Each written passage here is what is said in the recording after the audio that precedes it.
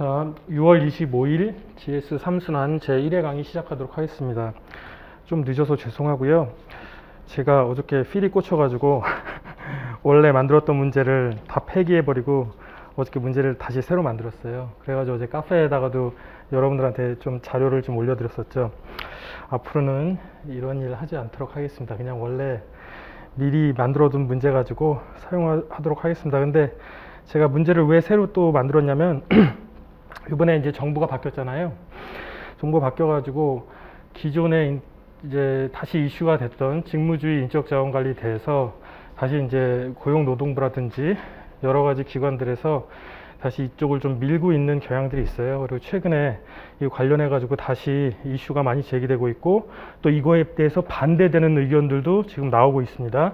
그래서 맨 앞에 총론적인 인적자원관리, 총론적인 측면에서 한 번쯤은 이 직무주의 인적자원관리를 정리하고 그리고 관련해서 영양주의 인적자원관리랑은 어떤 차이가 있는지 오늘 예시답안 점검하고 나서 2교시 수업 시간에 다시 한번 총정리해 가지고 이 직무주의랑 영양주의는 문제가 나온다 안 나온다 중요한 게 아니라 여러분들이 답안에 녹아져 있어야 돼요.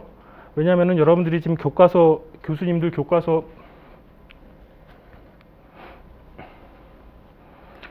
여러분들이 이제 교수님 교과서 보는 것 자체가 다 직무주의 인적자원관리 기본 해가지고 쓰여지고 있는 거예요. 여러분들은 그걸 모르겠지만 뭐 아시는 분들도 계시고 뭐 삼인공조도 그렇고 박경규 교수님 책도 그렇고 다 미국 인적자원관리 책을 기반으로 해서 쓰여져 있기 때문에 뭐 딱히 직무주의가 아닌 뭐 영공주의로 쓰여졌다 이런 거 없습니다. 그리고 한 가지 오늘 강의 들어가기 전에 여러분들이 오해하지 말아야 될 거 한 가지 반드시 기억해야 될 건 뭐냐면 직무주의랑 영양주의랑 작년에 문제 나왔던 것처럼 이게 대립되는 개념이다 이렇게 생각하시면 안 돼요. 모든 제도들은 뭐다 연속성이라는 스펙트럼 상에서 존재를 하는 거예요. 그렇기 때문에 칼로 물 베듯이 딱 잘라지는 거는 없다. 그리고 두 번째 여러분들 오해하지 말아야 될 거 어떤 제도가 있으면 그건 법이 아니에요. 어떤 제도를 그냥 막 토시 하나까지 틀리지 않고 외우려고 하면 여러분들만 힘들어지는 거야. 그럼 그렇게 하면 공부가 안 돼. 책장도 안 넘어가고 그 목차별로 어떻게 다 외워. 그죠? 오늘도 그런 얘기들을 많이 좀 할 거예요. 문제 풀면서. 그러니까 그렇게 생각을 하시고 제가 오늘 피치 못한 관계로 10분 넘게 10분 좀 늦었는데 변명의 여지가 없죠. 죄송합니다. 앞으로는 절대 안 그럴게요. 처음으로 지각했어요. 자, 문제 1번 보겠습니다. 인사관리 접근법을 단순화하면 이거는 이제 한양대 유기찬 교수님 책 제가 이제 적소적재를 이제 많이 권해드렸는데 몇 번 읽어보신 분들도 계시고 그 책에 나와 있는 내용입니다. 근데 또 지난주에 어떤 경영 잡지에 이 내용 책 전체를 요약하는 내용이 또 나왔어요. 이제는 교수님들도 다 아시겠죠. 그래서 이제는 인사관리학회 회장도 하시고 인사조직학회 부회장도 하시고 윤리경영학회 회장도 하셨으니까 이제 예우 차원에서 한 번쯤 나오지 않을까 이런 희망 섞인 기대를 한번 해봅니다. 자, 인사관리 접근법을 단순화하면 적재적소 접근법과 적재적소 접근법으로 나눌 수 있다. 자, 만약 이렇게 하고 뭐 적재적소 접근법이 뭐니? 적소적재 접근법이 뭐니? 이렇게 만약에 문제를 내면 그건 미친놈이에요. 왜? 아직까지도 이제 여러분들 보시는 CPA 경영학 연습 문제집이나 다른 일반적인 책들에는 어떻게 나와 있어요? 그냥 적재적소만 나와 있어요. 그리고 적재적소에 의거해서 인재를 이제 선발해서 배치하는 게 직무주의 인적자원관리다. 이렇게 일반적으로는 1차 경영학이나 이런 데서는 그렇게 하고 있어요. 근데 이제 이거에 대해서 이의를 제기하면서 유기찬 교수님이 이렇게 용어를 새롭게 조어를 만들어 내셨죠. 그러면 지금쯤은 어떨까? 지금쯤은 이제 경영학과 교수님들 다 알아요. 알만한 사람들은. 공부하고 출제하는 사람들은 다 이 말을 알고 있어요. 그럼에도 불구하고 이렇게 만약에 사례를 이렇게 내준다고 하면은 이거에 설명을 해주겠죠. 적재적소 접근법은 다른 말로 속인주의 인사관리라고 한다. 이게 결국은 뭐다? 우리가 그동안 해왔던 거 영공주의 인사관리예요. 영공주의야. 그리고 이 영공주의 인사관리는 뭐야? 그 전에 적합한 사람 했을 때 옛날 기준으로 했을 때 뭐 학력이 좋다든지 아니면 무슨 또 뭐 여러 가지 시험을 통과했어. 스펙이 좋아. 우수 인재라고 생각하는 사람을 먼저 선택한 다음에 걔를 뽑지. 모집 선발 과정을 거쳐서. 그리고 들어온 다음에 회사에서 어디 계열사로 보낼까, 어느 부서로 보낼까, 그때 배치를 한단 말이에요. 이때까지는 뭐야? 일단 뽑히면은 되는 거예요. 여기서는 어떤 게 많이 약화될까? 우리 뭐 경력 개발에서도 나오고 그러지만 RJP 같은 거, 현실적 직무 소개 같은 건 여기서는 없겠죠. 그죠? 그죠? 90년대 말까지만 해도 이런 게 없었어. 근데 요즘엔 어때요? 최근에는 SK나 삼성이나 현대 한번 채용 홈페이지 한번 가보세요. 채용 포털이 일단 따로 돼 있지. 그죠? 그리고 거기서 우리 회사에서 원하는 인재상, 그리고 우리가 너희들한테 제시해 줄 수 있는 복리후생 수준, 그리고 너희들이 해야 될 일, 그리고 너희들의 경력은 어떻게 될 것이야. 이렇게 이제 회사에서 말을 해주고 있어요. 그게 뭐지? 회사에서 이제 종업원 가치 제안을 해주는 거잖아요. Employee Value Proposition 해가지고 우리는 너희들을 이만큼 생각한다. 그래서 인재 확보라든지 최근에 또 문제되는 올해 또 가장 이슈가 되는 게 뭐예요? 이직의 이슈죠. 이직. 다 나간다. 마음에 안 들어도 나가고 기분 나빠도 나가고 다 나간다 이거죠. 미국에서는 그래서 요즘에 어떤 단어가 나와요?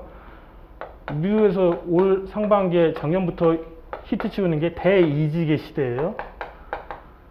Great Resignation 해가지고 다 나간다. 그래서 어떻게 MZ 세대에 대한 리텐션 전략을 짤 것인지 그거에 대해서 고민하고 있다.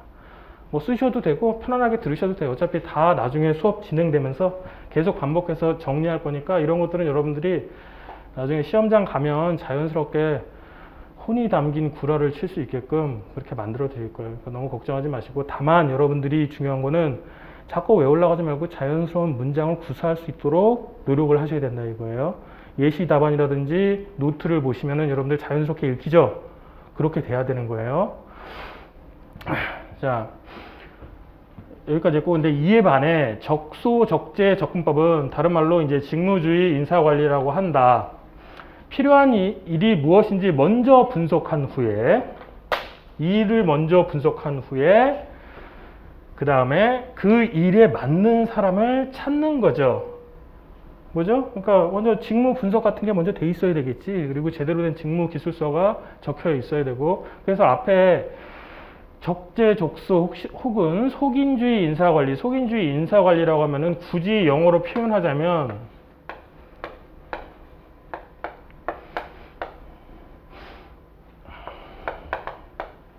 사람과 직무 간의 적합성, 이거 보통 교과서에 나오는 표현이죠. 근데 이거를 반대로 이렇게 비교해서 쓰려고 하면은 job, person, fit 이렇게 표현하기도 해요. 그리고 이거를 이건 테크닉이고, 더 예시 답안에 있는 대로 person, 여러분들 이거에 대해서 어색해하면 안 돼. 우리 인적자원관리나 경영조직론 할 때 모 베이스트 이런 말 많이 쓰죠. 그죠? 이게 베이스트 여기서는 어떤 뜻이에요? 모에 기반한 뭐에 기반한, 그러니까 연공주의나 속인주의 인적자원관리는 person based HR이고 사람 기반의 인적자원관리고, 직무주의 인적자원관리는 뭐예요?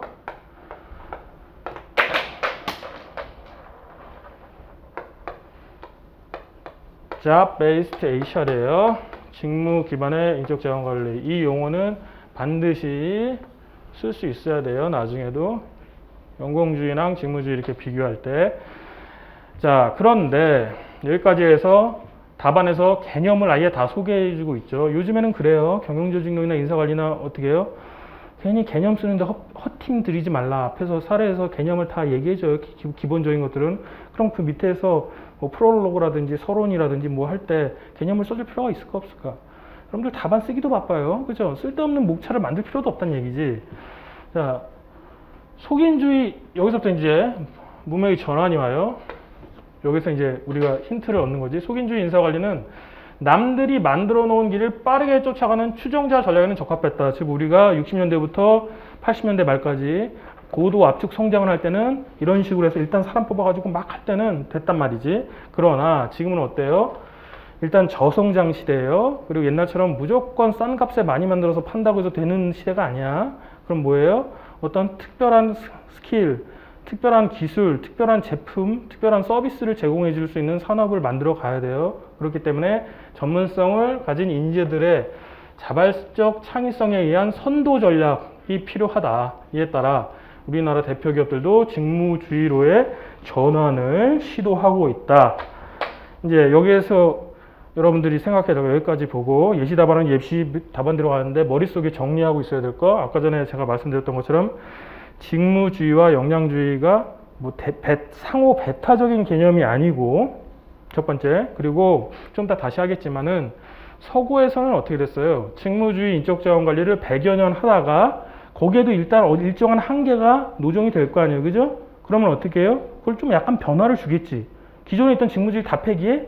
그럴 수는 없잖아. 그러면 모든 산업 1차, 2차, 3차, 4, 모든 산업이 다 정지될 거 아니에요, 그죠?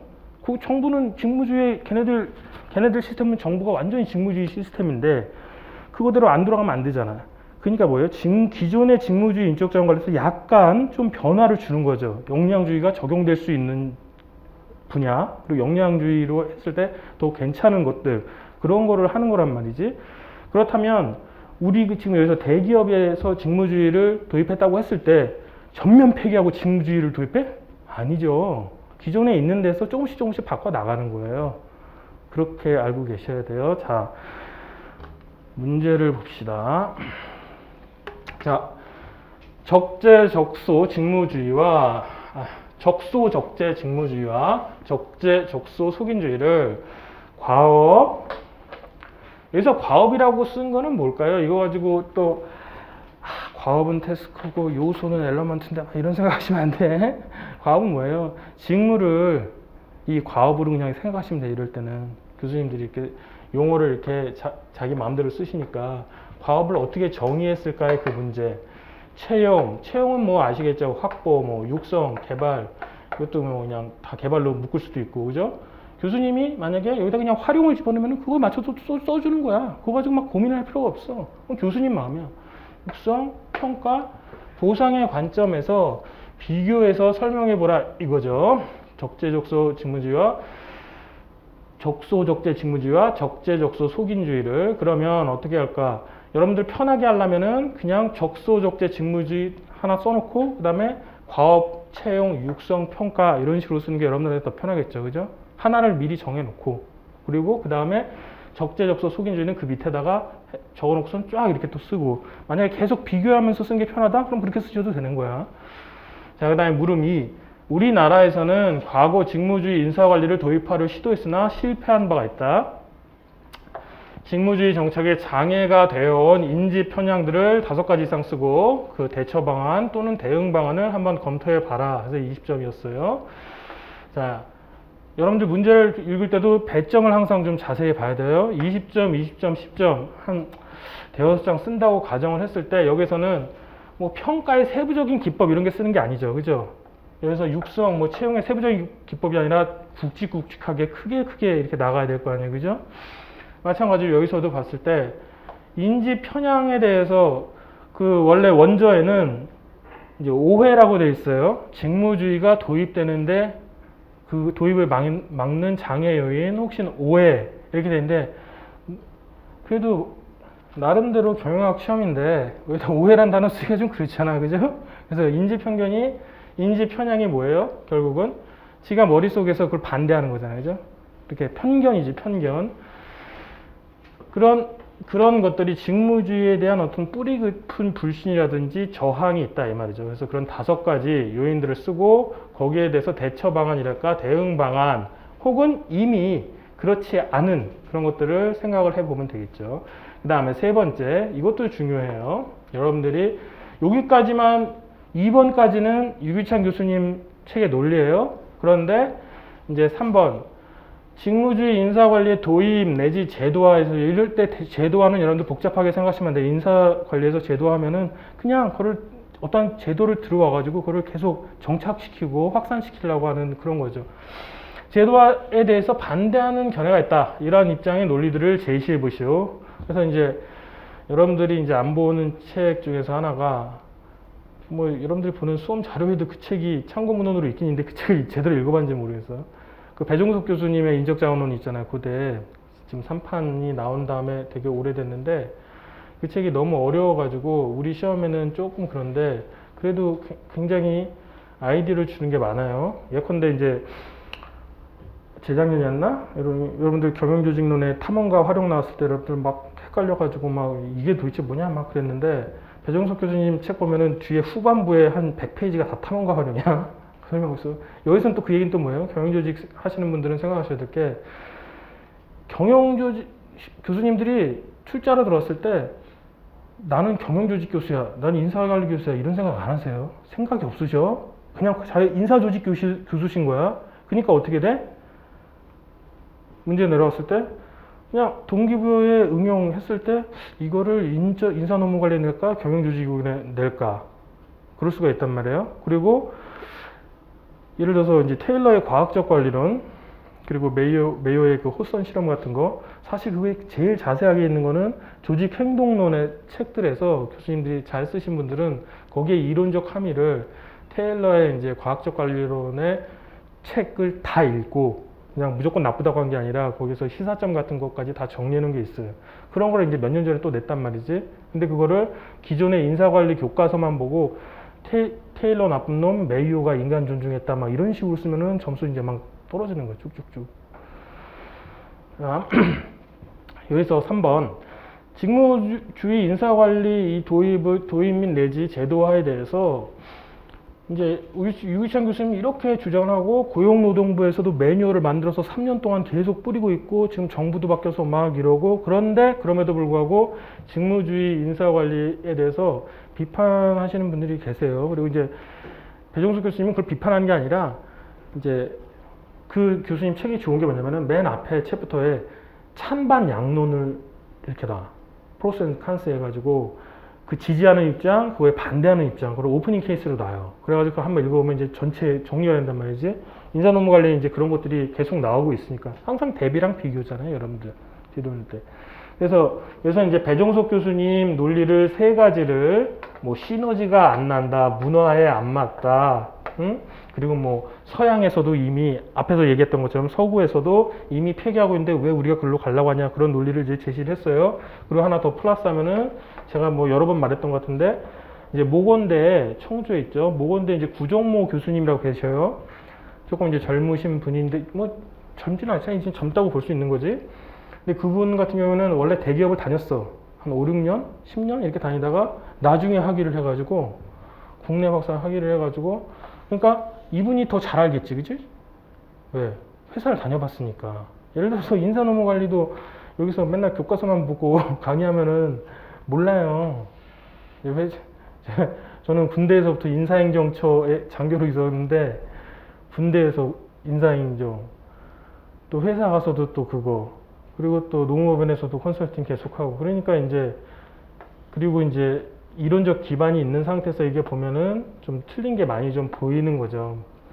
그래서 이제 구정모 교수님 같은 경우는 직무주의 인적자원 관리를 사실 많이 좀 디스를 해, 여러분들 표현대로. 그래서 이제 유기찬 교수님이 봤을 때는 좀 언짢으실 수도 있는데 이 교수님이 강조하는 건 뭐냐면은 이제 역할 위주의 인적자원 관리인데 여러분들이 전면적으로 50점짜리 문제로 역할 위주의 인적자원 관리 그 시험을 물어보기는 쉽지는 않을 것 같아요. 왜 그렇죠?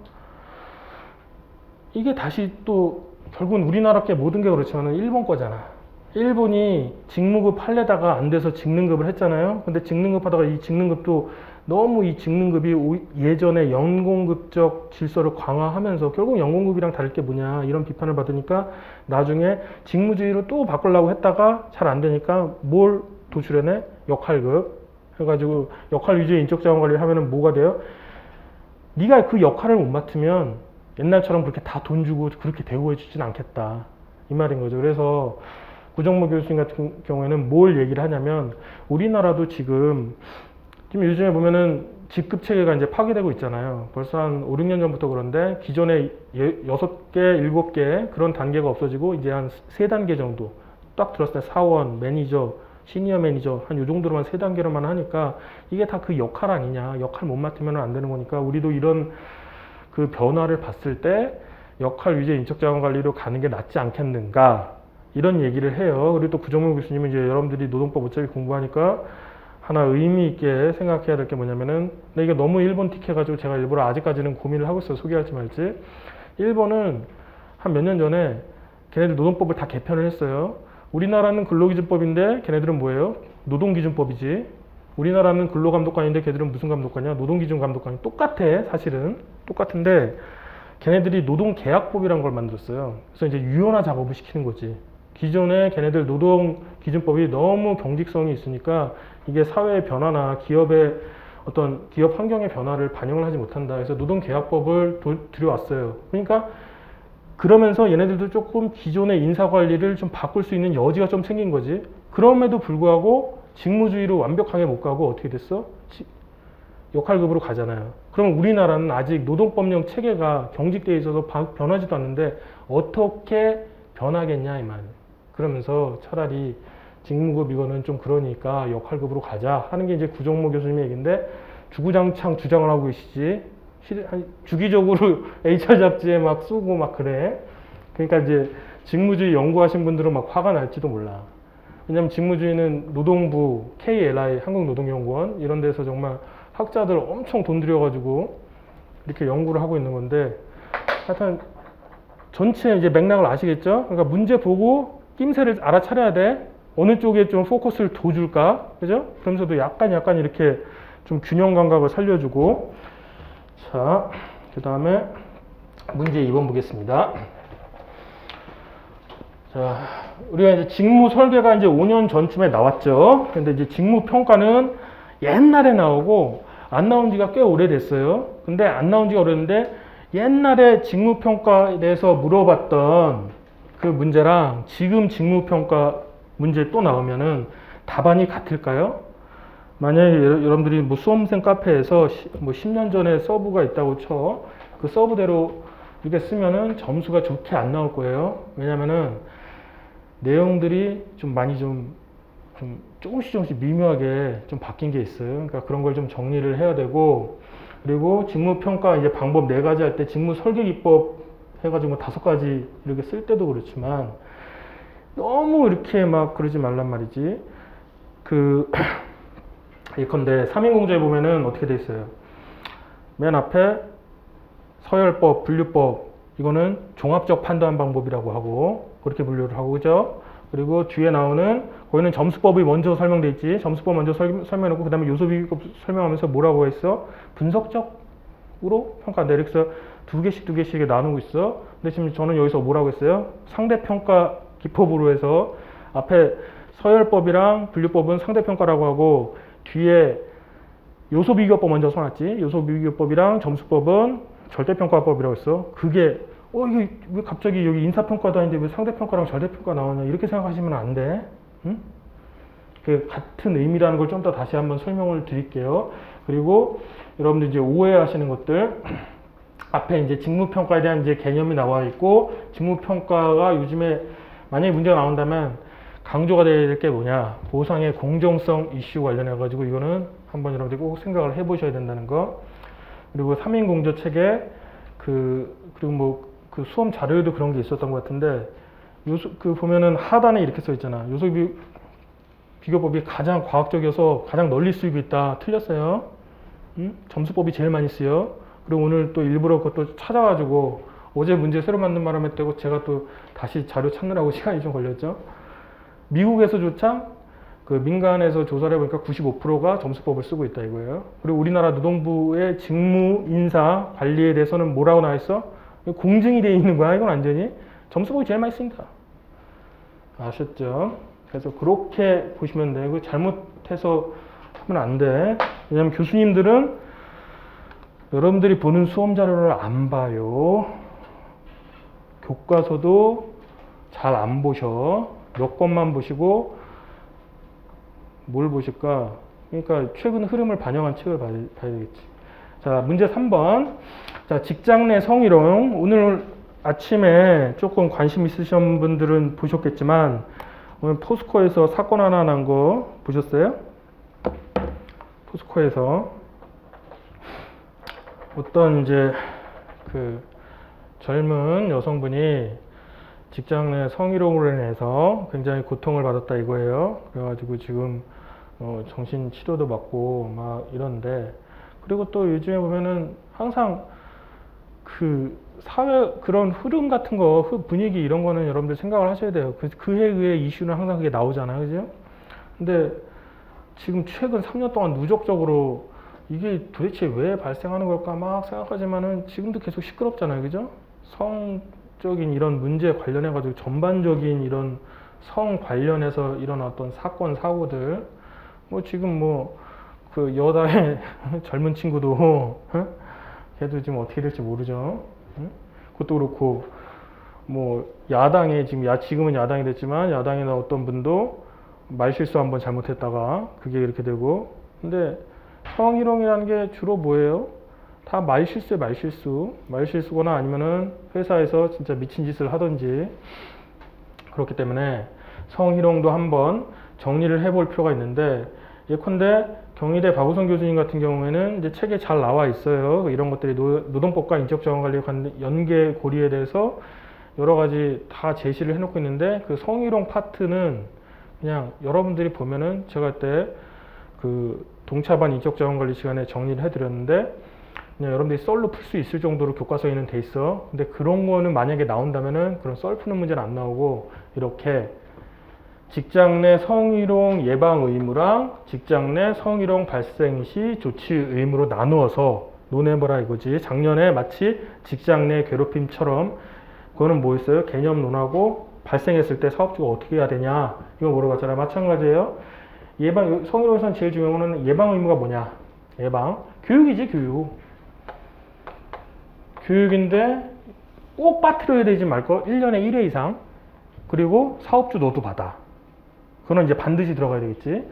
그리고 직장 내 성희롱 발생 시 조치 의무. 일단 첫 번째 조치를 해줘야 되겠고, 그리고 피해자가 원하는 거 해줘야 되겠고, 그리고 그 가해자 그놈을 징계해야 되겠고, 그 다음에 비밀 보장해줘야 되겠고, 요 네 가지만 들어가면은 거의 맞는 거예요.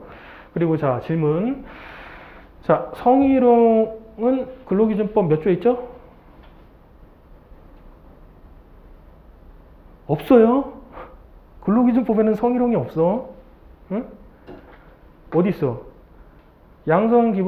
양성기본평등법이랑 남녀 고용평등과 일과 가정에 관한 그 법률, 그리고 국가인권의협법 거기 있어요. 그럼 두 번째 질문. 자, 형법 몇 조에 성희롱이 있어요?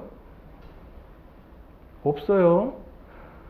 자, 형법에 대한 범죄는 뭐예요? 일단 범죄의 고의가 있어야 되지. 범의가 있어야 돼. 그리고 실제 행동을 해야 돼.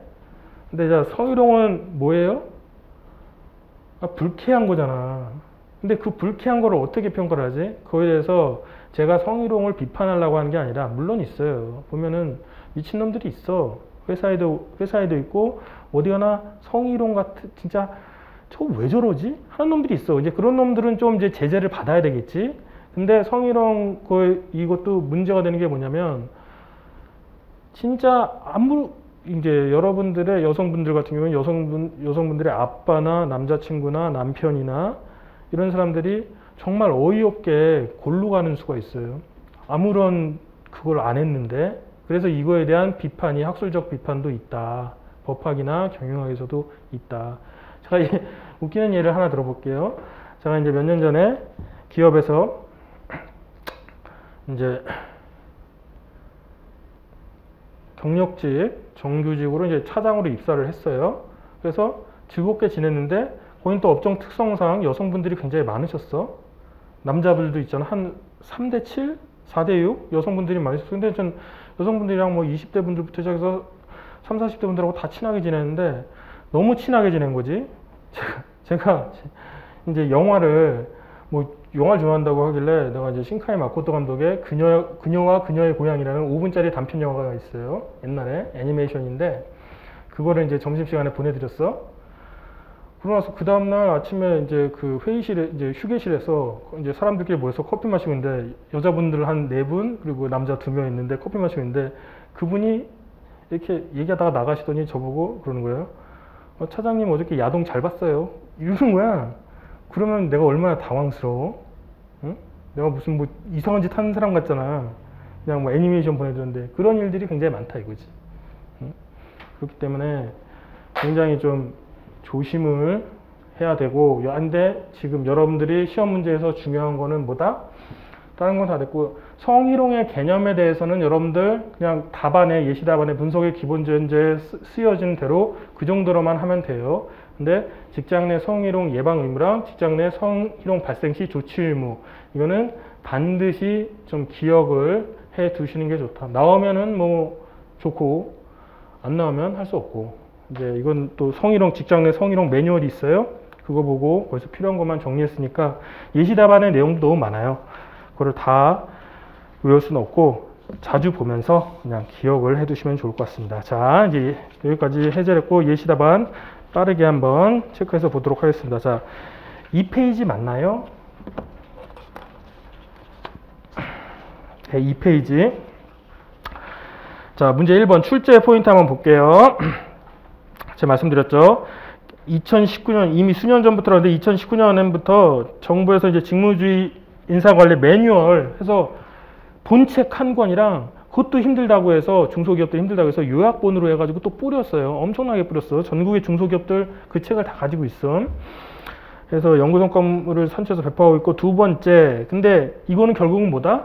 여러분들이 항상 이 직무주의 하면은 잊지 말아야 될 게 임금체계 혁신의 이슈랑 항상 생각을 해야 되는 거예요. 그래서 연공급이냐 직무급이냐 이 생각을 항상 해야 되고, 그리고 또 두 번째 뭐 고령화 시대 인적자원관리 했을 때, 고령화 시대 인적자원관리 방안 했을 때 대응책에서 우리 GS 2기 모의고사나 거기서 봤을 때 제일 첫 번째 나오는 게 뭐야? 고령화 인력을 위한 직무 재설계, 이런 걸 생각을 해야 되잖아. 근데 그게 또 어디서 나와? 임금 피크제 논리에서도 나오지. 임금 피크제를 무조건 연령이 됐다 깎고, 뭐 고용을 좀 연장시켜줬으니까 깎을게, 그렇다고 해도 되는 게 아니라 보다 과학적으로 생각을 하면은 이 사람들이 과연 생산성이 떨어지냐 안 떨어지냐, 그게 과학적으로 증명이 돼야 되고, 두 번째, 그럼에도 불구하고 나이가 뭐 70이 넘으시면 좀 떨어질 수도 있잖아요. 그죠? 그거는 꼭 떨어진다 안 떨어진다의 그 개념이 아니라 그분들한테 적합한 직무를 만들어줄 필요가 있다. 그런 것까지 한번 생각을 해보실 필요가 있어요. 그 다음에 출제 포인트 3번 보세요. 자, 아까 얘기했던 거죠. 직무주의 인사관리랑 역량 위주의 인적자원관리가 뭐다? 상호 대체적인 게 아니라 상호 대체라고 한번 써놓으세요. 상호 대체 X, 그리고 상호 보완적이라는 거. 그러니까 작년 문제를 그런 사람이 있다니까? 직무주의는 폐기되고 역량 위주의 인적관리로 가야 된다. 이거 막 그랬던 사람이 있다니까? 응? 그럼 안 되는 거야. 자, 왜 안 돼? 그거에 반대되는 내용이 올해 심판 말고도 2017년, 19년, 20년에도 그렇지 않다는 거를 교수님들이 책에 써놔서 줬단 말이야. 근데 그거 이제 수험가에서 그걸 몰라서 그렇지. 자, 다음 페이지 보세요. 짧게 한번 보겠습니다. 여러분들 그 예시 답안은 제가 혼신의 힘을 다해서 항상 쓸 때 여러분들 읽으면 이해되게 써놓고 있어요. 외울 필요 없이. 그러니까 읽고 이해가 되시면 돼요. 만약에 이해가 안 된다, 이의를 제기하고 싶다, 언제든지 이의 제기하세요. 아니면 제 카페에다가 질문하셔도 좋고. 자, 근데 여기서는 첫 번째는 됐고, 그리고 적합성, 이제는 뭐 안 그러시겠지만 fitness라고 쓰는 거 아니야. 그냥 fit이라고 쓰는 거. fit, fitness 쓰는 거 아니야. 뭐 피트니스 센터 하는 것도 아니고 말이야. 자꾸만 피트니스라고 써. fit이 이게 여기서 형용사가 아니라 명사라는 거예요. 적합성. 자, 두 번째 단락 보세요. 자, 그런데 윤리 경영을 해야 되는 기업의 입장에서는 보세요. 사람을 차별해서는 안 되죠. 그죠? 차별해서는 안 되지만 차이는 관리해야 된다 해서 discrimination 형광펜, 차이 형광펜, difference. 이렇게 문장을 멋있게 쓰는 거야. 여기서 막 선생님, 그래도 합리적 차별은 괜찮지 않나요? 노동법상 합리적. 그러지 말라고. 싫어해 교수님들이. 왜 자꾸 노동법에 있는 내용들을 끌어들 때는 이런 직장 내 성희롱에서는 그것도 여기서 법 티내지 않고 스무스하게 그냥 매뉴얼에 있는 대로 그냥 쭉쭉 써주면은 그럴듯해. 근데 여기서 막 뭐 합리적 차별이네, 뭐 나중에 뭐 취업 규칙 만약에 진짜 물어봤다고 쳐. 그러는데 막 뭐 사회 통념상 합리성, 그럼 교수님 몰라? 기분이 별로 안 좋아. 응? 자, 여기서 차별과 차이라는 거는 여러분들 어떤 굉장히 많은 철학적 주제로도 글이 많고 그래요. 차별과 차이. 그러니까 뭐야? 이거를 어떻게든 합리화시켜야 되잖아. 우리 지금 이 돌아가는 사회를 합리화시켜야 되잖아. 그러면 이제 차별은 안 되는데 차이는 인정하자. 이런 말도 있죠. 차이와 다름. 그런 것도 인정하자. 자, 그래서 일단은 여기서 차별과 차이. 근데 우리 경영은 매니지먼트보다 이런 차이를 관리하는 거. 그리고 이런 차이를 관리해 주는 게 결국은 궁극적으로 뭐다? 직무 위주의 인적 자원 관리다 이거지. 사람의 차이도 있고 직무의 차이도 있는데 이걸 어떻게 다 똑같이 할 수 있겠느냐. 됐죠? 자, 그래서 2번 국제적 검토 보세요. 직무주의와 속인주의 비교 보면은 과업의 정의했을 때 1번 적소, 적재, 직무주의. 여러분들 그리고 적소, 적재나 적재, 적소나 너무 예민하게 받아들이지 마세요. 이거는 그냥 여러분들 한번 소개 차원에서 나오면 한번 대박 나봐라. 여기만 다 붙어보자. 아마 이런 의미고 그냥 이렇게 만약에 이게 나온다. 그러면 그 개념을 앞에서 써준단 말이야. 그러니까 이거 외울 필요가 없겠지. 그럼 여러분들 여기서 알아야 되는 건 뭐야? 직무주의 대 속인주의. 그죠? 직무주의 대 연공주의. 이렇게 생각하셔야 되는 거야. 자, 근데 직무주의를 보면 이제 지금부터 이제 적재, 적소랑 적소, 적재 안 읽습니다. 아셨죠? 자, 직무주의를 보면은 그 직무기술서 형광펜, 직무기술서의 과업의 내용과 뭐 직무 책임, 권한, 수행 요건 이런 것들이 다 명확히 정리되어 있다 이거죠. 두 번째 줄에 직무에 필요한 역량. 선생님 여기 왜 또 직무주의 인사관리인데 역량이라는 단어가 왜 나와요? 직무 역량이란 말 안 들어보셨어요? 그냥 자연스럽게 쓴단 말이지. 이 말은 뭐야 결국은? 직무주의 하면서 그냥 역량을 슬쩍슬쩍 받아들인단 말이지. 그거 가지고 고민할 필요가 없단 말이야 전혀. 그게 뭐 거기 쓰면 안 된다고 막 이딴 소리 하는 사람들은 정말 교수님들이 쓰는 글을 안 보는 거지. 자, 됐고, 그리고 여러분들 하나 생각해야 될 거, 뭐 제 수업 계속 들어보신 분들 알겠지만 지금은 직무기술서랑 직무명세서를 하나로 통합해서 그냥 직무기술서 하나로 쓴다는 거 기억해 놓으세요. 교과서에 나와 있는 말이야. 이 말이 어디 신문 쪼가리에 나와 있는 말이 아니라 통합해서 직무기술서. 그러니까 내가 지금 여기다가 직무명세서 안 쓰잖아. 객관식적인 사고에서 벗어나야 돼요. 그 다음에 두 번째 줄 보세요. 그 이에 반해서 속인주의 보세요. 속인주의. 속인주의는 사전에 직무의 책임과 권한이 정해져 있지 않고 이제 리더 지시에 상급자의 지시에 명령 막 이런 거에서 지멋대로 돌아간다 이 말이지. 그런데 물론 거기서부터 형광펜치를 보세요. 물론 속인주의 인사관리라고 해서 과업을 정의하지 않는 것은 아니다. 대부분의 기업들은 이른바 옛날부터 업무 분장표를 가지고 있었다. 거기까지. 업무 분장표는 다 있어. 정부도 있고 공기업도 있고 군대도 있고 다 있어. 근데 어떻게 돼? 일 잘하는 놈만 계속 일하게 되지. 왜? 잘하는 애가 많이 하게 되지. 그리고 잘 못하면 어떻게 해? 그럼 저기 가 있어. 그러고 막 일 안 시키지. 좋잖아. 자, 그 다음에 채용. 직무주의에서는 먼저 필요한 일이 정의되고 이에 맞추어서 인력 계획과 채용 계획이 성립되기 때문에 필요에 의해서 수시 채용이 원활해진다. 수시 채용에 동그라미 쳐놓으시고. 그럼 당연하죠. 그럼 밑에 각주 2번은 여러분들 한번 읽어보시면 되겠어요. 자, 다음 페이지. 근데 이에 반해서 그래서 이제 수시 채용이 이루어지고 그 수시 채용 과정에서 필연적으로 뭐가 필요해? 그 두 번째 줄 현실적 직무 소개 RJP. 수시 채용하는데 한 명 뽑고 두 명 뽑고 10명 뽑고 막 그러는데 혼자 가서 안 그래도 좀 공포스러운데 말이지 소개도 안 해주고 그러면 안 되겠죠, 그죠? 자, 속인주의 보세요. 속인주의 옛날에 이제 우리 인사관리 같은 경우에는 그러니까 여기서는 어떤 느낌이야? 우리 이렇게 해도 지금 여기에서 지금 논하고 있는 속인주의는 이렇게 해도 거의 틀리지 않겠죠. 우리나라의 이 표시라고 우리나라의 전통적 인사관리. 응? 해도 거의 틀리지 않겠죠. 자, 이렇게 말씀드려도 써놓는 게 좋아요. 나중에 활용할 때가 있어. 시험장에서. 자,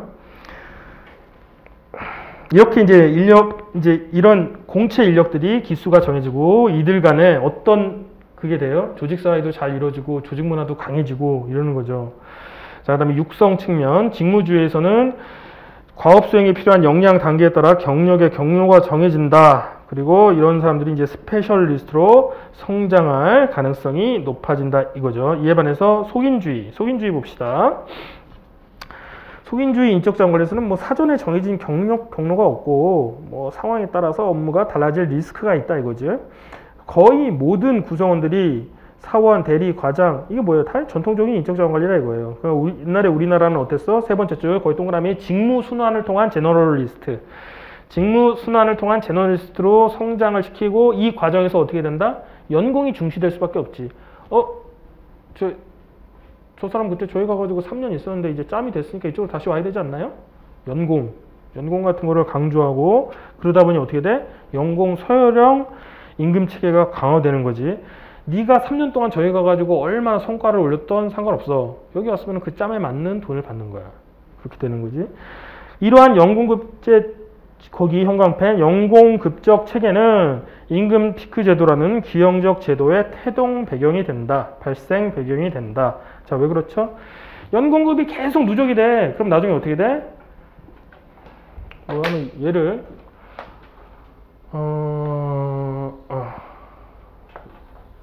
자, 어떤 공기업이 있어. 그럼 어떻게 해? 제일 높은 게 1급이겠지? 2급이겠지? 3급, 4급, 5급까지 있어. 그럼 이건 뭐야? 이제 호봉이 쫙쫙쫙쫙 이제 올라가는 거죠. 여기 이제 호봉이야. 호봉이 쫙 이제 끝도 없이 이렇게 내려가. 이건 이제 계급이고. 그럼 보통 1급은 뭐 어디서부터 보통 시작할까? 1급까지 올라오면 그냥 원큐에 갑자기 1급 온 사람 없을 거 아니야, 공기업에서. 그죠? 5급으로 들어와서 그냥 지난한 세월을 흘러가지고 1급이 됐을 거 아니에요. 그죠? 그럼 대부분 1급 맨 처음에 했으면은 1급 한 뭐 15봉 막 이렇게 됐을 거예요. 아무리 승진을 빨리 한다고 쳐도. 그럼 5급은 맨 처음에 들어와서 1호봉부터 시작해서 이렇게 하는데 나중에는 이게 어떻게 돼? 어마무시하다 이거지. 이런 연공급적 질서에서 기업이 버텨내질 못해. 공기업 같은 경우는 이제 뭐 재정이나 국가 재정이라든지 그런 게 지원이 되니까 뭐 그렇게 했다고 쳐더라도 민간 기업은 이게 안 되니까 이러한 연공급적인 질서 하에서 결국은 어떻게 할 수밖에 없었다? 임금 피크제를 도입할 수밖에 없었다. 더 이상 힘드니까 좀 깎자 해서 2000년대 초반부터 본격적으로 시작이 됐고 그게 지금 와서 어떻게 되고 있다? 몇 년 참다가 이제 그게 몇 년 전에 한 10년 전쯤에 대법원에 들어갔고 법원에 이제 들어가기 시작했고 이제 판결이 이제 계속 나오는 거지. 근데 이것도 판결이 어떻게 계속될지는 몰라요. 왜? 이것도 잘못 건드리면 옛날에 통상임금 꼴 나는 거거든. 그거 하나 때문에 지금 얼마나 막 그렇게 돼요. 자, 그 다음에 평가 보세요. 평가는 이럴 때는 어떻게 해? 이것도 테크닉이야. 이럴 때는 이미 문제 방향이 1번, 2번이 정해져 있잖아. 그럼 직무주의는 좀 좋게 써주고 연공주의는 좀 문제가 있는 거 이런 것들은 이제 제기해 주는 거지. 직무주의에서는 거기 두 번째 줄 형광펜 좀 칠해주세요. 주어진 직무에 대한 역할과 책임이 명확하므로 평가 시에도 예측 가능성이 높아질 것이다. 역할과 책임, R&R이라는 표현을 교과서에서 쓰고 있어요. 그러니까 여러분들 여기서 role and responsibility 이거 쓰기가 좀 힘들 수도 있잖아. 만약에 칸을 외워야 된다면 쓰고 아니면은 좀 바쁘다 그러면 R&R 이렇게 쓰고 그냥 넘어가는 거야.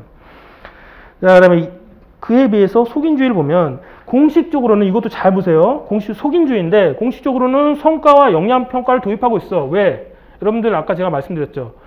인적자원관리 때 막 다 도입해. 지금도 직능급이란 말이 있어. 근데 사실상 직능급도 아니면서 직능급이라고 해. 세상에 여러분들 보세요. 심지어 우리나라 중소기업 지방에 있는 이런 데도 있어.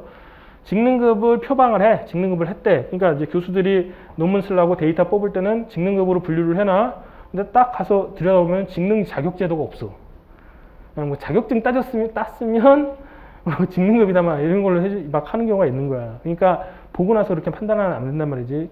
공식적으로는 교수님들이 이제 공부하신 영향력 있는 교수님들이 판단하기에는 뭐라고 해? 직능급 제도는 우리나라에서 별 의미가 없고 그냥 쇠퇴해버렸다. 이렇게 하고 있단 말이지. 그걸 와서 지금 뭐 직능급이 어떻게 도입이 돼야 된다 막 이런 얘기하면 안 된단 말이지. 자, 거기서 이제 보세요. 다시 성과와 역량평가 같은 거를 도입하고는 있지만 실제는 어땠다? 실제 회사에서 평가할 때는 태도나 인성, 그죠? 딱 보고 나서 평가를 한단 말이죠. 그러니까 특성, 개인차, 개인 특성에 대한 평가가 대부분이었고, 이렇기 때문에 평가가 네 번째 줄, 관대해지는 경향, 평가 관대의 오류가 있었어요. 그래 이에 따라서 평가 자체가 별로 유명무실하게 됐다 이거지. 1997년 IMF 이전까지는 이렇게 됐단 말이야. 근데 IMF 이후에는 어떻게 돼? 갑자기 성과주의 인사관리가 도입이 되고, 그리고 그때 뭐가 일어나요? 구조조정을 해야 되니까, 인력을 차내야 되니까 어떻게 돼? 그때부터는 상대평가를 이제 강력하게 이렇게 하려고 하는 거지. 상대평가 했는데, 상대평가로 전환했는데, 어떤 기존의 제도 같은 게 제대로 있지 않은 상태에서 인사관리 관행이 속인주의 그대로니까 부작용이 계속됐다 이 말이에요. 예컨대 어떻게 됐냐면 그 이후에 이제 상대평가 도입되고 나서 최근까지 계속 문제됐던 게 뭐예요? 이제 회사 다녀보신 분들은 알겠지만 군대도 그렇잖아. 이제 뭐 의무복무장교는 상관없고 의무복무장관도 마찬가지지. 의무복무장관은 중2 2년 차로 끝이잖아. 그러니까 어떻게 돼? 근무평정 같은 거 할 때 딱 위에서 딱 그러잖아. 뭐 그냥 어차피 나가면 뭐 막 그래. 잘 안 주죠, 그죠? 마찬가지인데 회사에서도 보면은 처음에 신입사원을 입사했어. 근데 그해 이제 연말에 성과급이 이제 평정이 될 텐데 어떻게 해요? 얘가 신입사원이 되게 똑똑해가지고 다 부서 일을 다 하는데 얘는 그래도 결코 A는 못 받아. 잘해야 B 아니면 C나 D 이 정도밖에 못 하지. 왜? 고참 과장이 있는데 얘 지금 승진해가지고 딴 데 가야 되거든. 다른 부서로 가야 되거든. 무슨 얘기인지 아시겠죠? 그러니까 말로만 이렇게 해놓고선 이게 잘 안 됐단 말이에요. 그래서 속인주의 하에서 이런 식으로 좀 문제가 됐다 이거죠. 다음 페이지 보상 측면. 직무주에서는 동일노동, 동일임금 원칙이 아주 철저하게 관철이 된다. 이에 비해서 속인주의의 문제점, 뭐 계속 반복되고 있잖아요. 연공서열은 호봉제도가 지배적이게 된다. 이런 문제가 있고, 그리고 또 요즘에 문제 보상 측면에서 문제가 된 건 뭐지? MZ세대가 보상의 공정성 이슈를 계속 제기를 하는데 기존 연공급에 대해서 굉장히 비판이 많다 이거죠. 자, 그 다음에 직무주의 정착에서 인지 편향들과 대응 방안, 그러니까 직무주의에 대한 선입견, 편견 이런 것들이 뭐였냐 이거죠. 분석의 기본 전제는 여러분들 역사적인 맥락에서 한번 생각만 해보세요. 옛날에 1960년대도 시도가 했었는데 안 됐고 IMF 외환 위기 이후에 2차 시도가 이루어졌지만 노동시장 환경이 이를 뒷받침하지 못했다. 이게 뭐죠?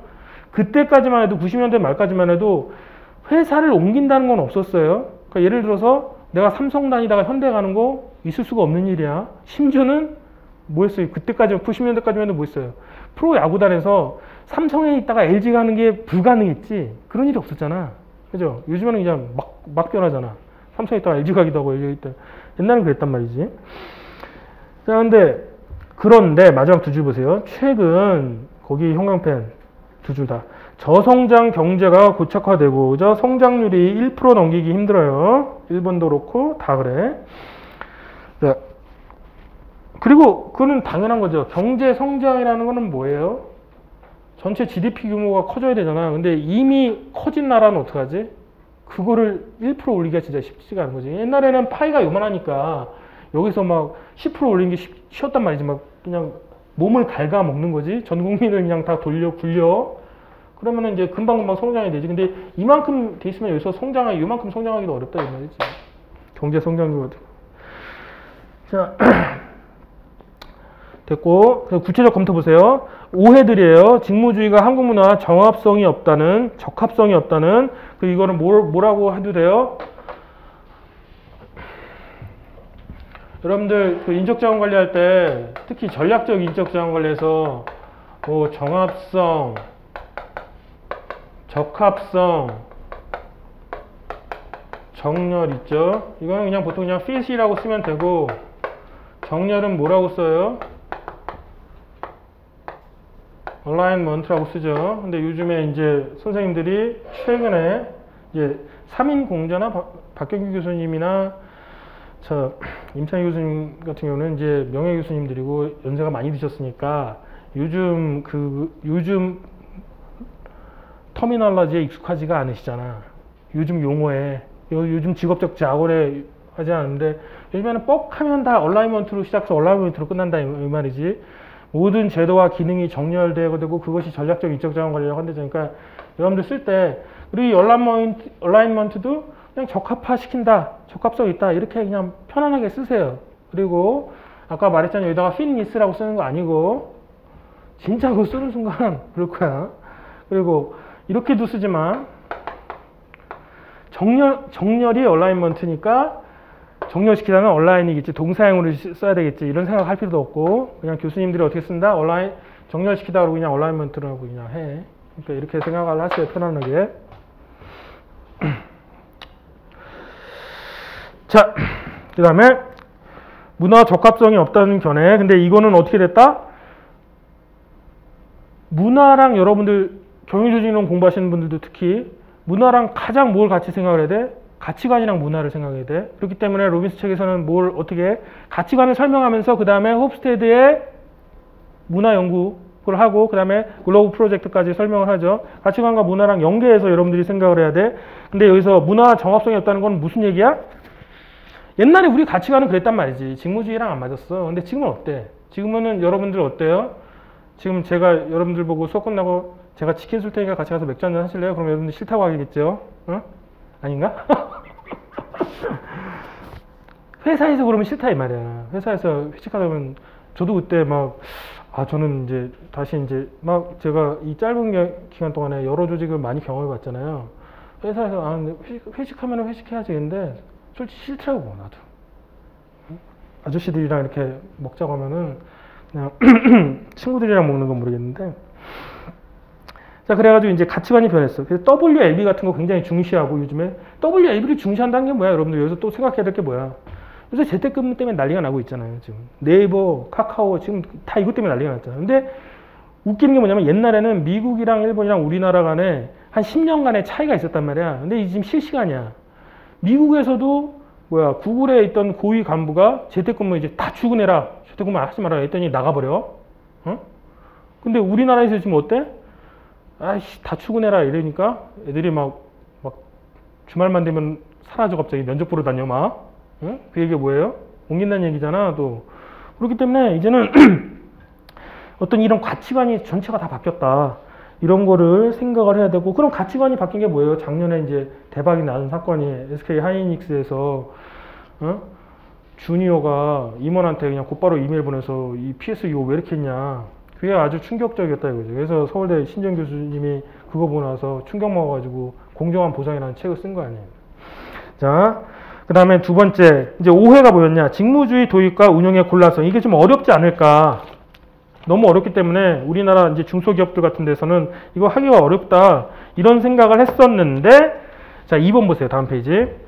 여러분들 NCS 하고 있죠. NCS 맨날 우습게 보지 마시고, 국가에서 이제 국가 직무 능력 표준을 만들어서 뿌리고 있단 말이지. 이게 뭐다? 직무 기술서를 너희들이 쉽게 만들 수 있게 이렇게 도와주고 있단 말이에요. 그 두 번째, 그리고 거의 세 번째 줄에 형광펜 임금 직무 정보 시스템, 형광펜 답안에 한 번 꼭 쓰고 나와라 이거지.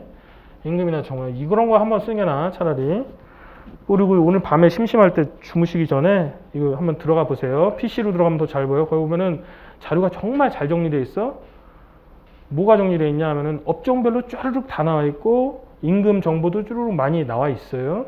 그러니까 하려면은 어려서 못한다. 예컨대 삼성이나 현대는 지네들이 알아서 글로벌 컨설팅 사에다가 수십억 내고 하면 돼. 근데 일반적인 중견기업이나 그보다 더 작은 중소기업들 같은 경우는 어떻게 해? 직무급으로 전환하고 싶을 때 그렇게 막대한 비용을 못하니까 이런 기초자료 가지고 지네들이 연구를 한번 해보고 만약에 고용노동부에다가 지원을 좀 요청하면 해줄 수 있다 이거죠.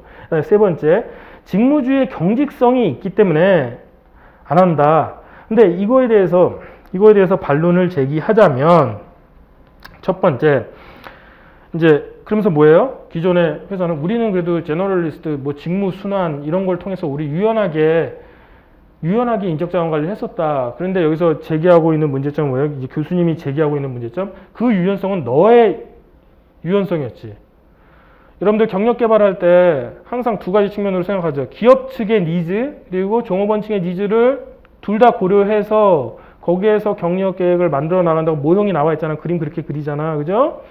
마찬가지로 이 유연성은 회사에서 이제 이런 주장하는 유연성은 뭐야? 너희들만의 유연성이라 이거지. 근데 요즘에는 어떻게 사람들이 어때? 경력 개발했을 때 자기 주도적인 경력 개발을 하려고 하잖아. 그래서 그 마지막 줄 프로티언 경력, 거의 형광펜. 그래서 프로티언 경력이랑 무경계 경력 공통점이랑 차이점까지 구분을 할 줄 알아야 되고 3인 공저에 나와 있는 프로티언 경력이랑 무경계 경력은 조심해야 된다고 정리를 수정을 해 드렸어요. 내용을 그 2기 문제 보시면서 한번 보시고 그리고 또 거기까지. 그 다음에 네 번째, 서양에서 직무주의를 폐기했다는 오해 아니다 이거죠. 이거는 설명 많이 했으니까 네 번째 줄 2번에 네 번째 줄 보세요. 상호 보완적인 제도 설계를 한 것이다. 거기까지만 형광펜 하시고 그 다음에 5번 직무 변경 시 임금 삭감의 우려. 이거는 주로 이제 노동계에서 직무급 하면은 임금 삭감하지 않겠냐. 근데 이거에 대한 반론이 뭐냐면 직무급을 도입하더라도 우리 근로기준법 93조 4조 보면은 뭐 있어요? 취업규칙의 불이익 변경은 어떻게 해야 돼? 동의를 받아야지. 그러니까 쉽진 않아. 왜 취업규칙 왜 갑자기 생뚱맞게 취업규칙이냐? 근로조건이잖아. 임금. 그러니까 결국 이 문제가 발생할 수밖에 없다. 그런데 이제 문제는 또 뭐냐? 여기서 이제 교수님이 한 단계 더 나가서 이렇게 제기하는 게 뭐냐면은 호봉제에서 최근에 이제 공정한 보상이 이슈가 되면서 이 문제도 이제 시비 걸릴 일이 얼마 안 남았다 이거지. 회사에서 지금 벌써 얘기가 나오고 있는데 지금 갓 입사한 27살의 직원이랑 좀 슬프긴 하지만은 55세에 이제 오랫동안 이 회사에서 30년 동안 계신 이제 아저씨가 계세요. 만약 55세. 만약 그런데 솔직히 그 아저씨는 막 그 노력을 안 해가지고 이제 많이 떨어지는 거야. 업무 능력이 많이 떨어지는 거야. 근데 이제 27살이가 와서 그러는 거지. 이게 뭐냐고. 내가 일 다 하는데 왜 뭐 이런 날이 멀지 않았다 이거지. 불과 한 5, 6년 전까지만 해도 그게 어땠어요? 아이고 다 그런 거지 뭐 이렇게 넘어가는데 이제는 그게 좀 안 된다. 그런 거죠. 자, 그 다음에 물음 3번 마지막 직무주의 인사관리 도입 및 제도화에 반대하는 논리 해가지고 첫 번째 뭐 기업 내 협력과 시너지 창출이 어렵다더라 이런 비판이 있고 급변하는 환경에 대응이 어려움. 그러니까 앞에 있던 거를 다시 뒤바꿔서 한번 이렇게 써본 거예요. 그리고 세 번째 한국의 전통적인 리더십 스타일 및 조직 문화의 적합성 여부가 문제가 된다. 그리고 네 번째 그거 하나만 별표해놓고 한번 체크해 봅시다. 이제 모건대학교 구정모 교수님이 최근에 이제 대기업들이 직무 위주의 인적자원관리 도입하면서도 또 어떻게? 그러니까 이게 뭐야? 여러분들 생각해 보세요. 노동법은 지켜야 돼. 응? 노동법은 지켜야 되는데 회사에서 직무 중심의 인적자원관리 모델 있잖아. 응? 비싼 회사에다가 해서 우리 회사에 맞게 한번 아키텍처를 만들어줘. 해서 만들어 왔어. 직무 성과주의 무슨 체계라고 만들어 왔어. 딱 했는데 그게 직무주의 인적자원관리 반드시 이렇게 해야 된다는 게 있어? 아니죠. 직무주의 여기는 역량 조금 섞고 여기는 좀 직능 비슷한 거 좀 섞고 그리고 여기는 그래도 우리 아저씨들은 그냥 연공급으로 그냥 가는 게 낫겠다 해서 이렇게 다 섞어놨을 거 아니야. 그죠? 자, 대안으로서 자, 대기업들을 중심으로 직급 체계를 단순하며 역할 중심의 인적자원관리를 시도하고 있다. 이제 직무주의 인적자원관리가 현행 노동법 체계와의 조화 측면에서 문제가 있다는 점을 고려할 때 거기서부터 형광펜 우리나라 특유의 연공적 요소도 일정 부분 고려할 수 있는 역할 중심 인적자원관리가 오히려 더 적합하다는 의견도 있더라. 그리고 이런 거 쓸 때는 어떻게 쓴다? 이래야 된다 이렇게 쓰면 안 되는 거야. 이런 의견도 있다. 이럴 수 있다. 그죠? 여러분들 다 봤을 때 제일 무서운 게 뭐냐면은 너무 강력한 표현을 많이 써. A는 B다 하고 막 이렇게 써. A가 B일 수 있다 이렇게 써야 돼. 비겁하지만은 그렇게 써요. 여러분 왜냐면은 이 조직행동론이나 인사 노무관리나 다 이게 독자적인 학문이 아니에요. 정치학, 경제학, 행정학, 심리학, 사회학 이런 통계학 이런 데서 다 갖고 온 거기 때문에 막 변수 설정만 좀 다르게 한다든지 이렇게 하면은 다 변해. 그래가지고 너무 강력하게 막 이렇게 쓰면은 좀 곤란하단 말이지. 대충 쓰라는 말이 아니라 논리적으로 그럴듯하게만 쓰면 돼. 그래서 그럴듯하다는 게 대충 쓰란 말이 아니야. 그럴듯하다는 건 뭐죠? 플로저빌리티야. 개연성, 논리적 개연성. 교수님이 읽고 편안하게 넘어갈 수 있어야 돼. 근데 교수님이 딱 읽는 순간 이게 뭘까 고민을 하게 만들면 안 돼. 빨리빨리 눈이 지나가도록 이렇게 만들어줘야 돼요. 자, 다음 페이지. 빨리 체크하겠습니다. 첫날이라서 좀 자세하게 할게요. 자, 출제 포인트. 직무설계기법 2017년 올해 나오기는 쉽지 않고 이제 직무평가가 그동안 너무 안 나와서 이제 나올 때가 되지 않았을까? 응? 생각해보죠. 그리고 직무분석은 항상 여러분들 지금 시점에서는 역량 모델링 내지는 역량이랑 같이 항상 생각을 해봐야 된다는 거. 그리고 왜? 직무 세분화할 때 직무 정의를 하면서 직무 분석을 하면서 거기에 약간 조금 더 진전된 게 최근에 나온 게 역량 개념이니까 컴피턴시는 어떻게 정의되는 건지 그런 걸 한번 생각해 볼 필요가 있다 이거죠. 그리고 저기 뭐야 저 그때 2기 때 수업하면서 또 그런 얘기도 했었잖아요. 이거는 한 번만 듣고 컴피턴시는 뭐야? 고성과자의 행동 특성을 생각을 해서 거기서 뽑아낸 거죠. 그죠? 그러니까 이미 검증이 된 거야. 결과적으로 나왔던 거야. 행동 중심이야. 여러분들 머릿속에 여러분들 지금 내가 지금 말하는 거 다 머릿속에 있어. 대충 있는데 이제 엮이지가 않는 거지. 엮이기만 하면 돼 설명드리면서. 근데 직능급의 직능은 뭐였어? 네가 뭐 할 수 있는 능력이잖아. 검증이 됐어? 그러니까 이게 조금 차이가 있다 이 얘기란 말이야. 직능급은 힘드니까 얘한테 다 잘해줄 수는 없잖아. 옛날에 직능급. 그러니까 네가 무슨 밖에 나가서 뭐 시험 좀 보고 와. 시험 붙으면은 직무 수행 능력이 있다고 인정을 해줄게. 이런 거잖아. 그래서 좀 느낌이 다르다 이거지. 이것도 교과서에 있는 표현.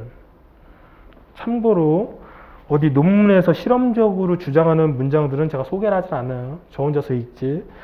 자, 거기 보면 그리고 네 번째 출제 포인트 네 번째 직무평가 임금구조 설계 관련된 문제 GS 이순환 반드시 여러분들 한번 보세요. 왜? 이제 최근에 권석철 교수님이나 뭐 전상길 교수님 같은 경우는 책을 아예 그렇게 쓴단 말이지. 직무평가를 직무관리에서 안 써. 임금 보상 파트에서 직무설계까지만 써. 직무관리에서. 그리고 직무평가는 어디다 써? 뒤에 보상에서 나중에 이제 직무급 설명하면서 그러면은 어떻게 직무평가하고 직무급 그다음에 임금구조 설계해봐라. 페이 스트럭처 설계해봐라. 그 문제 GS 2 문제 다시 한번 복습해 보시고요. 자, 1번 프롤로그 제가 그 프롤로그는 옆에다 이렇게 써놓으세요. 3인공저. 3인공저에서 유일하게 마음에 드는 문장. 이런 문장 때문에 3인공저 보는 거야, 여러분들이. 이런 거는 잘 쓰신다니까. 이런 거는 제가 강의하면서 이렇게 형광펜 치라고 하라고 하면은 보셔야지. 그 끝까지 다 3인공저 문장이에요. 그래서 그거 넘어가고, 자, 직무평가 방법 4가지 해서 분석의 기본 전제에서 절대평가에는 요소 비교법과 점수법이 있고, 위에 상대평가는 서열법과 분류법이 있다. 밑에 각주 있죠. 아까 설명했지만은, 이거 여러분들 읽어보시면 다 이해되지? 이해되게 내가 써놨어. 굉장히 노력 많이 했어요. 여러 가지 그거에서. 이런 거 가지고 고민하면 안 되고, 이런 거 다 외울 필요도 없어. 여러분들 편한 걸로 해. 근데, 제가 봤을 때는 서열법, 분류법은 비계량적, 그리고 요소 비교법과 점수법은 계량적, 이렇게 생각을 하시고, 자, 여러분 3인공조 계속 보시면 어떤 느낌이 들어야 돼? 계량적은 분석적, 비계량적은 정성적. 이거 되시죠? 이렇게 이해되시죠? 그렇게 생각하시면 돼. 근데 여기다가 상대평가, 절대평가 굳이 해놓은 거는 이렇게 나올 것 같아서 느낌이. 그냥 생각해 두세요. 자, 그래서 서열법 장점만 보세요. 아니, 나머지도 다 봐야 돼. 근데 요즘 지금 체크만 해드리는 거지. 규모 작고 직무수 적을 때 활용하기 좋고. 분류법 보세요. 분류법. 자, 사전에 등급표를 만들어서 각 직무를 적절하게 판단해서 적합한 등급으로 분류하는 방식. 그래서 등급법이라고 한다. 등급법이 아니라 법. 자, 항상 말씀드리지만 오타는 있을지언정 오류는 없어요. 절대. 자, 2번 장점 보시고 단점 보시고 다음 페이지 요소 비교법. 요소 비교법에서는 이 단어는 만약에 이게 나왔다 그러면은 맨 위에 대표 직무 있죠. 키이자 거의 형광펜. 대표 직무 그리고 위에 써놓으세요. 기준 직무라고도 해요. 그 인적자원관리에서는 키가 나왔을 때 대표 또는 키 이런 식으로 번역이 많이 돼요. 어쩔 때는 또 핵심이라고 하기도 하지만. 자, 대표 직무를 선정한 다음에 보상 요인별로 직무 평가를 하고 이제 그것들을 어떻게 보상 요인과 결부시켜서 계속 상호 비교한단 말이지. 그러니까 이건 뭐예요? 개념 본질상, 개념 내재적으로 특정한 기업에는 정말 자세하게 분석이 될 거야. 근데 이걸 하기가 쉽다 어렵다? 되게 어렵단 말이지. 그죠? 그래서 장점을 보면 마지막 줄 특정 회사의 실정을 반영할 수 있다 돼 있고, 그리고 그 단점은 그냥 무진장 많죠, 그죠? 거의 여러분들 읽어보시면 돼요. 쭉 읽어보시고. 근데 하나만 더 체크합시다. 또한 대표 직무 내지 기준 직무 변화에 따른 평가 결과의 비지속성으로 인해 현실적인 적용이 제한될 수밖에 없다. 거기까지 형광펜. 자, 우리가 요소 비교법은 대표 직무나 기존 직무를 체크하고 그걸 찍고 이제 간다고 했잖아요. 그거 가지고 이제 비교를 시작한다고 했잖아요. 근데 우리 지금 기업 환경에서 그 대표 직무가 됐던 게 직무가 없어진다든지 직무의 성격이 변한다든지 그럼 어떻게 하지? 또 바꿔야 되잖아. 그러니까 힘들다 이 말이에요. 이거 여기에서 여기까지만 정리하는 거야 항상. 요 정도까지만. 여기서 다를 수 있지 않느냐? 다를 수도 있어. 근데 그렇게 하면 어떻게 된다? 시험을 보는 게 아니야. 그건 학문을 하게 되는 거야. 그렇게 하면 안 된다. 선을 정해야 돼. 네, 점수법. 점수법 여러분들 읽어보시면 되고, 점수법에서는 여러분들 이제 꼭 체크는 하셔야 되는 게 뭐냐면은 개별 평가 요소를 세 번째 줄. 그러나 점수법은 개별 평가 요소를 몇 가지 수준으로 나누고 해당 수준에 대한 설명을 제공한다는 차이가 있다. 어떤 차이? 누구랑 차이? 요소 비교법과 비교했을 때. 그리고 맨 마지막 줄 형광펜 가중치. 가중치 얘기를 꼭 써줘야 되겠지, 점수법에서.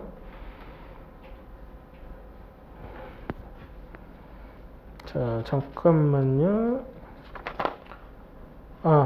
그거 형광펜 안 칠했구나. 저기 9페이지 보세요. 9페이지에 분석의 기본적인 줄 세 번째 줄에 점수법을 가장 많이 활용하고 있다 있죠. 점수법을 가장 많이 활용하고 있다. 형광펜 칠하고 맨 밑에 각주 7번. 내가 이 굵은색으로 또 해놨네. 미국에서 민간 산업 조직의 약 95%가 점수법 내지는 이를 변형한 것을 활용하고 있는 것으로 보고되고 있다. 형광펜. 이건 써도 돼. 여러분들 교과서에 있는 말이에요. 교과서에 있는 말. 자, 문제 3번 빨리, 정말 빨리 하겠습니다. 포인트. 이거는 제가 뭐 설명드릴 게 없어. 여러분들이 그냥 자꾸 외우라고 하고 싶지만은 그러고 싶진 않고, 그냥 아까 세 가지 네 가지 말한 거 있지. 이런 건 어떻게 해야 돼? 논리가 없잖아. 그죠? 논리가 없는 거지. 그러면 이런 건 어떻게 해야 돼? 아침에 화장실 갈 때 한번 어디 붙여놓고 한번 보고, 이제 가방에 넣고 다니다가 한 일주일 지나서 생각날 때 한번 좀 보고, 이렇게 해서 그냥 자연스럽게 이렇게 해야지, 이걸 어거지로 외운다고 해서 될 문제가 아니다 이 말이죠. 그죠? 자, 저 위에 작년 문제 보세요. 직장 내 괴롭힘의 개념 및 발생 시 조치 방안. 개념이랑 조치 방안인데 막 난리도 아니었지 그때 조치 방안 쓸 때. 그죠? 근데 직장 내 성희롱은 근로기준법이 아니라 남녀고용평등법에 주로 나와 있지만 요즘에 하도 문제가 되니까 우리가 좀 생각해 볼 필요가 있다. 그리고 출제 포인트 1, 2, 3, 4.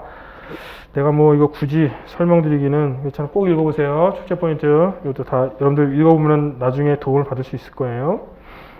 인사 노무관리야. 노무관리. 응? 노무관리하는 걸 아셔야 돼. 그리고 여러분들 책 자세히 보세요. 맨 앞에 보면은 노동관계법령 다 제시되어 있죠. 거기서 나와. 거기서. 인사관 노무관리에서 하는 거는. 자, 사업주의 직장 내 성희롱 예방 의무. 제목에만 형광펜 한번 칠해드릴게요. 아니, 제목이랑 제가 형광펜 칠하는 것만 칠해. 1번 직장 내 성희롱 예방 교육을 실시하는 의무. 제목에 형광펜. 그 다음에 상시 근로자 1인 이상 형광펜. 매년 1회 이상 전체 직원 형광펜. 그러니까 제일 지금 골머리 아픈 게 뭐냐면 근로자가 1인인 사업장이 있어요. 근데 이제 되게 착하신 분인데 아주머니가 어떤 60대 아주머니가 사업을 해. 그리고 한 명을 채용을 했어. 여직원, 젊은 여직원. 근데 60대 그 어머님께서 어때? 옛날 생각을 갖고 있잖아. 자기는 편하게, 되게 좋은 뜻으로, 야, 말하기가 좀 그러네. 아기 잘 낳게 생겼네. 이러면 어떻게 되는 거야? 이건 큰일 날 수가 있단 말이야. 그래서 진짜 우는 경우가 있어, 노동청에. 이렇다니까. 자, 예방 교육을 실시하는 의무. 그 다음에 2번. 직장 내 성희롱 예방 교육을 받을 의무, 실시할 의무도 있고 받을 의무도 있어요. 그 형광펜 제목에. 그 사업주 및 근로자 형광펜 됐죠? 그 다음에 3번. 제가 이거 다 쓴 거 아니에요. 핵심만 이렇게 쪼개서 넣어놨어. 3번. 직장 내 성희롱 예방 교육 내용 게시 의무 형광펜 하고 게시에다 동그라미. 게시를 동그라미 안 해놓으면 나중에 기억이 안 나. 이게 게시였는지 뭐였는지. 그죠? 취업 규칙이나 뭐 이런 것들 다 마찬가지잖아요. 그 다음에 4번. 직장 내 성희롱 예방 지침 마련 및 개시 의무, 예방 지침, 예방 지침까지 해야 되네. 그 정도까지만. 그리고 여기서 제가 뭐 그 위에다가 뭐 위반시 500만 원 이하의 과태료 있잖아요. 왜 일부 써놨냐면 여러분들 기억 안 해도 그냥 위반시 과태료 500만 원 하고 다른 것도 있긴 있는데 그냥 그렇게 밀어버려. 그거 안 체크해. 그것까지 뭐 과태료 그냥 체크하고 이건 안 내면은 생각해봐. 여기에 막 벌금 때리겠어요? 그건 아니지. 벌금은 여러분들 아시죠? 벌금은 형벌이야. 형벌. 자, 로마츠 3번. 사업주의 직장 내 성희롱 발생 시 조치 의무. 자, 1번. 누구든지 직장 내 성희롱 발생 사실을 사업주에게 신고할 수 있음 있죠. 그래서 누구든지에만 형광펜. 그리고 사업주는 이에 조치 의무. 신고했으면 이제 조치 의무 해야 된다는 거지. 그냥 대부분 뭐야? 형식적으로라도 조치한다고 그걸 해야 돼. 안 하면은 이제 일 나는 거예요. 문서로 남겨야지, 문서로. 그 다음에 2번 조사 의무 및 유의사항. 조사 의무만 형광펜에 놓고 유의사항은 내가 여러분들 체크하라고.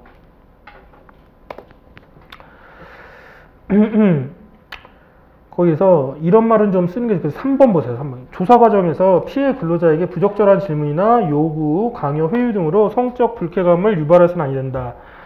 중요해요. 왜? 그런 일들이 많으니까. 그러니까 이게 뭐야, 항상 이럴 때는. 나는 그런 의도가 아니었는데 상대방 그렇게 불쾌감을 느꼈다. 이런 문제가 심각해지니까 항상 조심스럽게 해야 된단 말이죠. 자, 그 다음에 3번. 조사 기간 중 피해 근로자에 대한 보호 조치. 그건 제목의 형광펜. 조사 기간 중 피해 근로자에 대한 보호 조치. 형광펜. 그리고 밑에는 1번, 2번은 읽되, 여러분들이 읽되, 나중에 나갈 거면 뭐다? 보호 조치 해놓고선 밑에다 뭐 근무 장소 변경, 유급 휴가 명령. 그 정도만 써주면 돼. 그 정도만 쓰고 이제 나머지는 이제 여러분들 가지고 이제 썰 푸는 거지. 근데 문제는 뭐야? 이런 문제가 나면 그걸 못 쓴단 말이야. 그게 제목으로 나오면은 쭈루룩 채점이 넘어가는데 작년에 직장내 괴롭히면 아예 그 제목이 안 나왔단 말이야. 지금 제가 형광펜 치는 게 뭐예요? 조문이야, 조문. 그 다음에 4번. 피해 근로자의 요청에 따른 피해자 보호 조치 의무 형광펜 하고 뭐 어디다 동그라미를 쳐줘? 피해 근로자의 요청에 따른. 요청이 있으면. 요청이 없으면 그것도 해도 안 된다. 자, 그 다음에 5번. 행위자 징계 형광펜. 그리고 또 피해 근로자 의견 청취도 해야 된다. 됐고, 6번 비밀 유지 의무. 중요하죠. 비밀 유지. 그리고 거기 비밀 유지 의무에서 5번째 점은 징구라고 했잖아요. 징구. 이거는 이제 법적으로 그냥 강제적으로 내라고, 제출하라고 하는 그런 의미예요. 자, 그다음에 피해자에 대한 불리한 처우 금지 의무 해가지고 불리한 처우란 밑에 보시면 7개 있는데 거기서 뭐 부당한 인사조치 이런 거 쯤으로 하고 좀 자세하게 쓰고 싶으면 보세요. 이거 인적 전략 관리 다 나와 있잖아요. 거기 봐봐. 4번 성과 평가 또는 동료 평가에서 뭐 차별 지급, 차별이나 임금 차별 지급, 직업 능력 개발에서 훈련 기회 제한. 굉장히 인사관리적인 내용이 있죠. 이런 거 쓰고 위에 있는 뭐 인사상 불이익, 파면, 해임, 뭐 정직, 부당 전복 뭐 이런 거 쓰면 되겠지. 아셨죠? 자, 시간이 좀 걸렸는데 한 10분만 쉬고 또 나머지 또 포인트 인사 넘어갈리 정리하도록 하겠습니다. 10분만 쉬겠습니다.